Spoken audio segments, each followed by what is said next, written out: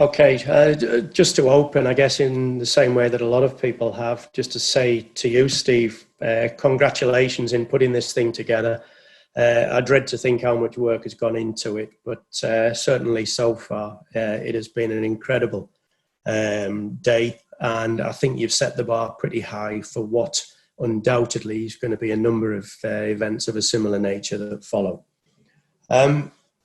So the presentation that I'm going to give over the next 30 minutes or so it's based on an ongoing conversation that I've had with a colleague, Paul Balsam, who I've known Paul for over 20 years. And the pair of us have lived the journey together in terms of, if you like, the sports scientist working within football. Paul is on the left, by the way, who are not absolutely familiar with either Paul or myself. But increasingly over recent years, Paul and I have had conversations over whether we are truly meeting all of the requirements that are placed upon us to map and monitor the sport of soccer, or the sport of football, in its entirety. And as a consequence of that, we have worked pretty closely with Catapult, one of the tracking firms, in terms of developing a concept that people are pretty comfortable with, and that is that there is quite a large mechanical component to the sport of football. But our belief is that to date, we're not truly putting into practice mechanisms to actually monitor this element. The other person on the screen is Jerome Duracell Baker. Jerome is a data scientist at Catapult, and he's the guy who is responsible for all of the back-end work, which has led to us being in a position to actually present this work today. So what I'm going to do is work through essentially the creation and development of this concept to this point in time. There's still some work to do, but hopefully in doing so, it will raise questions in some people's minds as to whether they are actually painting a full picture of what goes on in their environment. And hopefully we'll raise a lot of questions for myself as well. So in common with a lot of people that have presented so far today, I just want to put this slide up here, which is roughly 50% of the soccer coaches that I've worked with over the last 20 odd years. And I put them up here because at the end of the day, these are the people that matter. These are the people who ultimately are the king in the organization that they work. And these are the people that have the difficult job of making the decisions that count. Our role in this as practitioners, to a large extent, is to try and help them make decisions by giving them information. If we give them the appropriate information that has been calibrated according to how they like to receive it and at a level that they like to receive it, hopefully we'll contribute to them making good decisions that will impact in performance, and good decisions that will hopefully keep people in jobs. So just to start, I want to play a very short video here of a single Swedish player playing an international game in Qatar. And I just want to track this number 6 here, because this clip here really typifies exactly what it is that Paul and I have been talking about over the past few years. So if you look at the actions of this number 6 player at the moment, he's not really going anywhere at the moment, but he's exerting an awful lot of energy. Okay, there's a little bit more linear work here before, once again, there's a certain number of small actions that take place. So we're going to come back to that clip in just a minute. But that, to me, is a typical movement profile of a centre midfield player within the sport of football. So just before we move into that then, I think it's important that perhaps we start from, well, the point at which I moved into Premier League football, which was 1996. believe this is possibly the third mention that Middlesbrough football clubs had during this day, which possibly places it at the top of the league for once. So in 1996, when I went into Middlesbrough, times were a little bit different. What we've got here is, for the benefit of the younger people who are listening in, these are books. And these were actually the source of information in 1996 for an awful lot of the thinking that we used to inform our own practice. Obviously, there's a classic tome on the left from Arstrand and Rodal, and then a more recent book by Tom Riley and a number of colleagues looking at the physiology of sports. But in both of these books, they give a little bit of a description of football, where they refer to it, in this instance from Arstrand and Rodal, being intermittent work, frequent interchanges of short bursts of physical activity. And then in Tom's section in the Physiology of Sports book, each game called for about 1,000 discrete bouts of action, incorporating rapid and frequent changes of direction. So we're dealing with an intermittent sport, we're dealing with a dynamic sport, and it's also random and pretty chaotic. So that's what we were dealing with in 1996. When I went into Middlesbrough and I was given the opportunity to develop a department and develop a facility, we mirrored what existed in universities at the time, and we built a lab. So this is a lab at Middlesbrough around about that period in time. And we did the standard things that people would do in laboratories. So we had less sophisticated and more sophisticated measures of anthropometry in the players. We took a lot of blood and we looked at things like blood lactate profiles, and we borrowed some equipment to look at creatine kinase profiles and the like. But the only measure that we had for on the field of play at that time were heart rate monitors. So the only thing that we were then monitoring during training and games was internal load via heart rate. And then in around about 2002, the first of these GPS monitors arrived in the UK. We traded in the bod pod for 5 1 Hertz GPS monitors. Even though the technology was nowhere near as sophisticated as it is today, it began to expose us to a whole plethora of information regarding the external load in training that we hadn't been exposed to before. We were getting information overload, and we've been exposed to information overload ever since. And it's over this period of time that I become convinced that information is obviously valuable, but if we cannot communicate it to coaches and players, then the value stays with ourselves, and the impact on performance clearly is going to be somewhat limited. So in order to try and simplify and create a mechanism for communicating this, I know a lot of people use cars as analogies, and I am one of them. What I try to do with all of the information that we now create from football training and matches is to package it in a simplistic way that both coaches and athletes can relate to. So we've got 3 boxes into which all of these metrics fall. First one, if you like, is the engine of the car, or the athlete, if you like, and it's anything that we're reporting directly via those heart rate monitors, integrated heart rate monitors, which could be cardiovascular related. The second category is the chassis of the car, or the musculoskeletal system of the player, and it's anything that we would categorize as the mechanical component of external load. And then the third component is anything that we would see effectively on the dashboard of the car in relation to how far we've gone, how fast we've gone, etc., etc. And that's the second external component, which is the locomotive component.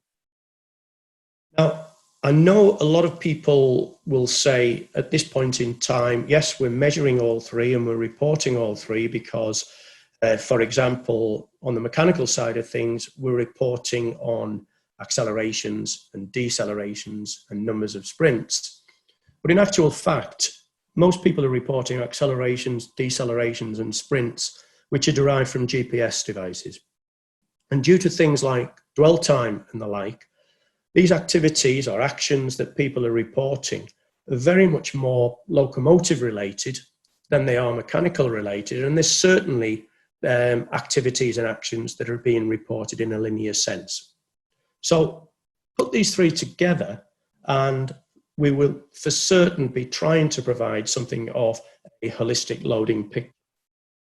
The conversations that Paul and myself have been having now, we are both convinced that for the most part, people are at best reporting on 2 out of 3 of these components. So the internal or cardiovascular component as a response to whatever external stimulus is being provided. But the external stimulus, and as we've seen in a lot of presentations today, is very much the locomotive element.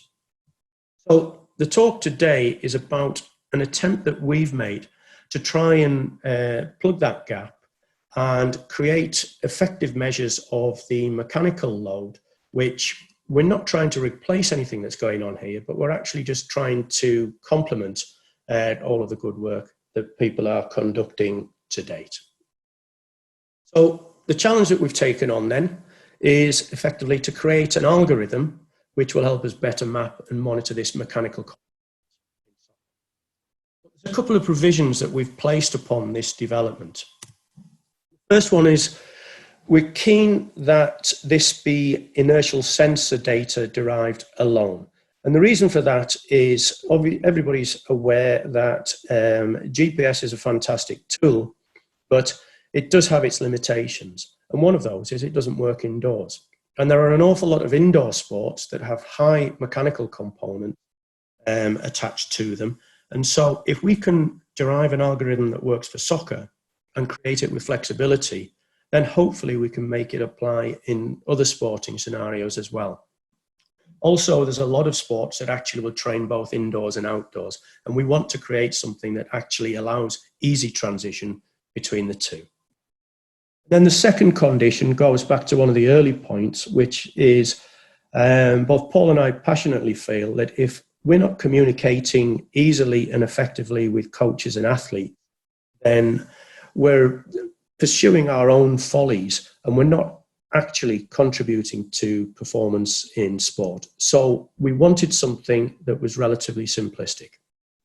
So we've collected an awful lot of data, which Jerome, who I showed earlier, has been working on in the back end to create an algorithm according to these criteria. And what we've come up with is something that is super simplistic, certainly compared to an awful lot of the, if you like, the science that's been presented in many of the earlier talks. But this particular algorithm is derived from the triaxial accelerometer and gyroscope data that it will classify any athlete movement profile into 1 second segments. So at any point in time, any 1 second segment will fall into one of the 6 criteria that you see. There are 2 low-end criteria, which are where players are performing virtually nothing. They're standing or moving very slowly at no intensity. There's a second criteria here, which could be linear or multidirectional, which is low intensity work. And then there are 2 linear criteria or locomotive criteria, which are medium and high intensity, and 2 non-linear or mechanical criteria, which are the mid and high intensity ones. These are the ones that we currently feel that we might be missing. So we'll go back to this same video now, but what we've done is we've fed the video into the Catapult Vision software. You've got below it here, we're looking at the top timeline, which is color-coded according to those criteria there. So gray is no intensity, blue is low intensity, green is linear or locomotive, and red or amber is the non-linear. So play there, and player accelerates and moves in a linear sense onto the field, takes his position and moves down to some low intensity movement and then down to something we've categorized here as no intensity. Now, what we're moving into is the series of movements that I highlighted earlier, where the player now isn't really going anywhere. So total distance, high-speed distance, sprinting distance, even accelerations, decelerations are virtually zero. But they're being recorded as mechanical work. Over the course of 80 minutes match play there, this is the profile that emerged. So not surprisingly, it's normal for football that nearly 50% of the time is spent doing relatively little. 29% of the time is spent moving in a linear sense, although only 1% in high-speed running or high-intensity linear work. And around 26% is in this area that we feel we're trying to create this algorithm to represent. 15% medium intensity, non-linear or mechanical, and 11% linear mechanical. So on the basis of an n equals 1, we've got something which we're reasonably comfortable with. So what we did then was we took it into the training scenario with a group of youth players that are attached to a local club. So the training drill application consisted of a series of linear runs, 6 linear runs across an indoor training facility. And we had 2 football drills. First one is a possession drill consisting of a 6 versus 4 possession. So you've got 4 blues against 4 reds. Whichever team is in possession, the yellows join with to create that 6 versus 4 overload. And then you've got 2 end men that the teams are actually trying to transition the ball in between. We did 4 repetitions of 2 minutes on that. And then we expanded the area into a larger space and repeated the drill for another 4 repetitions of 2 minutes. So here's the linear drill that we've got, the opening drill. To be truthful, with hindsight, we should have run them a little bit quicker, but the boxes at the bottom actually represent the 6 movement categories, green being linear, and as we can see, the players are actually moving in a linear sense. As they turn, it goes into a combination of low intensity, and they're running linear. So we'll look at this then from the point of view of a slightly different approach. So now each row is a player. Each of these individual cells is a 1-second cell. So if we follow the number 4, the top player across, there's a linear run followed by a turn, linear run followed by a turn, and so on. And the turns are taking place in different ways, which represent the different methods that players are using to accomplish the task. But I'm quite comfortable that this data is as clean as we would effectively expect to see for a drill of its nature being performed in the way it was. Summarize it by player, and we can see that it's a linear drill, and the vast majority for each player, so each donut here is a player, the vast majority is green, which is linear. Some of it is low, and we've got the turns, which are low intensity, non-linear work. Move on then into the small-sided game. Now, the players are not Premier League players. They're not of the absolute elite standards, so don't judge them by the technical, but just judge it by what you see going on in the boxes below, which is a live representation of each of the players' movement patterns. And you'll see that the majority of the time, there's very little happening. But if it's not blue or grey, we're actually seeing quite a lot of the amber and red in there. In fact, when we use the same approach for one of the 2-minute drills here, just stand back and take an overview of this. The predominant colour that we're seeing most definitely is blue, for low intensity activity, and that is soccer. By the way, the outlier on the bottom here with all the grey is one of the end men who is stood still for long periods of time. And the secondary colour with those players who are in play is the red and amber. So that's a typical football drill. And when we look at how that then is represented, we can see majority of time is low intensity work, but there's a large representation now of the mechanical component. It's actually quite exciting. So summarize that particular exercise there. We've got on the top one linear drill. We've got 4 repetitions in the small area, 4 repetitions in the large area below. In the center, you've got the pie chart, which is a summary for all players in each of the drills. Then on the outside, each of the rings represents an individual player. So we can actually see the variance between players in this representation. And then on the right-hand side, we've got linear at the top. We've got the small area drill in the middle and the larger area at the bottom. Very, very similar, but a slight increase in the linear work in the larger area, which is what we'd expect. So then we thought, okay, we'll take the algorithm, we'll take the model, and we'll have a look at it in terms of some EPL club data that we've got. And what we're going to do now is we're going to represent it in the way that all of the tracking companies do, which is very, very similar to how it would look in Excel. So I've drawn the data down from this and simply put it with a standard Excel pivot table. And to begin with, we've got some match data here from 26 players, A to Z. And as we can see, and as you expect, the vast majority of a football game, a soccer game, is actually spent at either no intensity or low intensity. And we know that from 40 years of research that this is actually the case.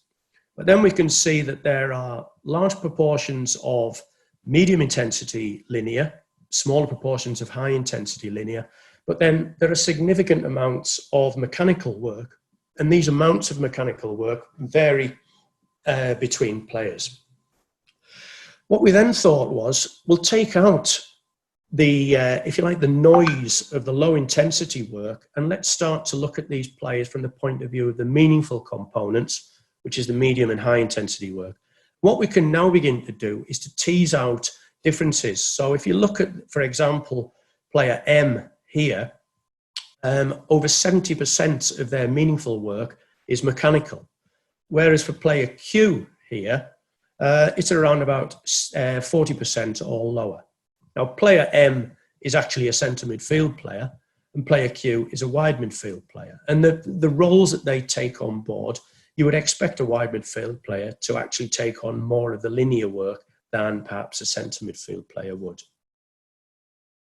Looking at it from the point of view of training data then, and we've had to protect the names of the drills and things for protecting the identity of the club and obviously the practitioners within the club.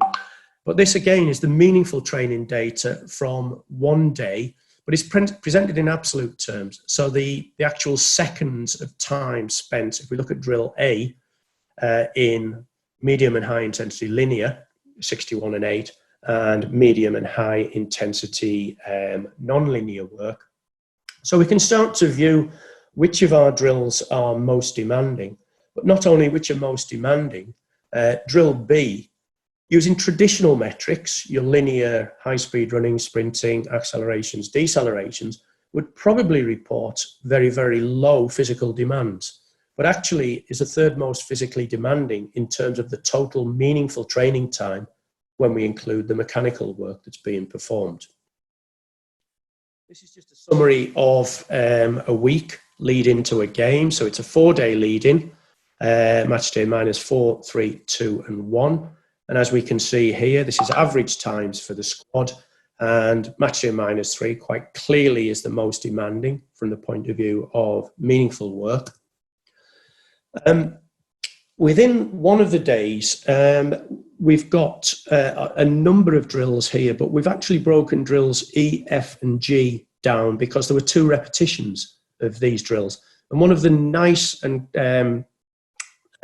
interesting and nice elements of this from our point in terms of developing this algorithm is we can see that there is a clear identity to each of these 3 drills, which is different, but it's consistent between the 2 drills. So that's quite comforting in terms of where we are at this point in time by way of developing this product. The last thing I want to move to before I close then is this club that we worked with their training data. they mentioned to us that they actually have a kind of a go-to drill, which is what they consider and the players consider to be the most demanding drill. The problem is it's the most demanding drill, but traditional GPS metrics really give you very little feedback.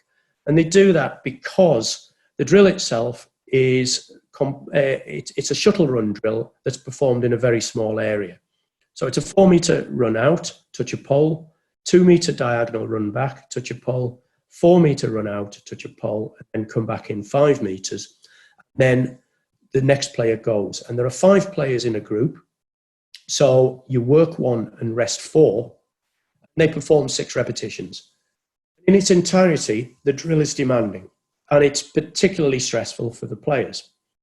But GPS doesn't give us a huge amount of fair information on it. So using the same method to represent the data from this drill as we have before, remember the outer rings are individual players, and the inner chart is the summary.